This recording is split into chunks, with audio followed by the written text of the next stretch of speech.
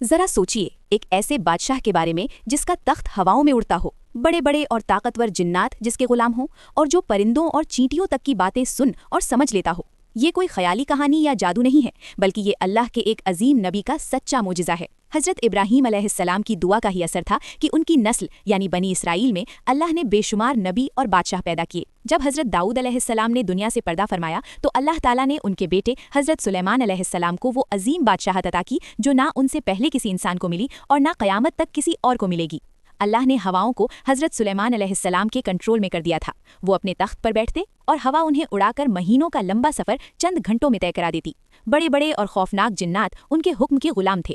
وہ سمندر کی گہرائیوں میں گوتا لگا کر قیمتی موتیاں نکالتے اور بڑی بڑی عمارتیں بناتے تھے۔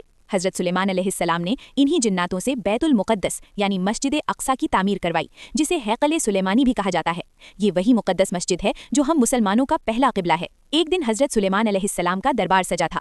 وہاں ہدہد نام کا ایک پرندہ آیا اور اس نے خبر دی کہ سبا ملک کی ایک رانی ہے، ملکہ سبا۔ اس کے پاس بہت دولت اور ایک بڑا تخت ہے، لیکن افسوس وہ اور اس کی قوم اللہ کو چھوڑ کر سورج کی پوجا کرتے ہیں۔ یہ سن کر حضرت سلیمان علیہ السلام نے اس رانی کو ایک خط لکھا اور اسے اسلام کی دعوت دی۔ جب رانی ان سے ملنے کے لیے یروشلم کی طرف آ رہی تھی تو حضرت سلیمان علیہ السلام نے اپنے درباریوں سے کہا، کون ہے جو رانی کے یہاں پہنچنے سے پہلے اس کا تخت میرے پاس لے آئے؟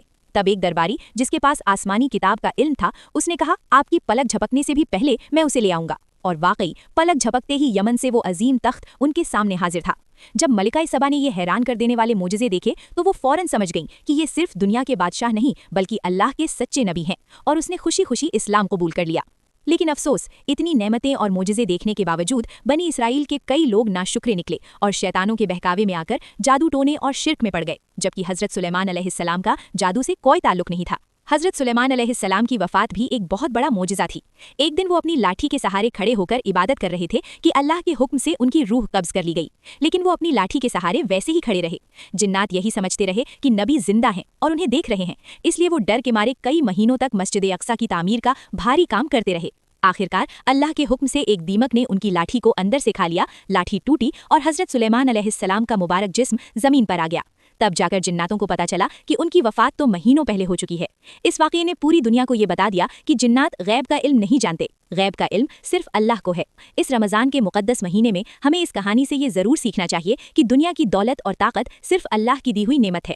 انسان چاہے جتنی بھی بلندی پر پہنچ جائے، اسے ہمیشہ اللہ کا شکر گزار رہنا چاہیے، اور ہمیں جادو ٹونے، شرک اور ہر بری بات سے توبہ کر کے اللہ کی عبادت میں دل لگانا چاہیے۔ اللہ ہم سب کو اس رمضان میں سچی توبہ کرنے اور اللہ کا شکر گزار بندہ بننے کی توفیق عطا فرمائے۔ کمنٹ میں آمین ضرور لکھیں۔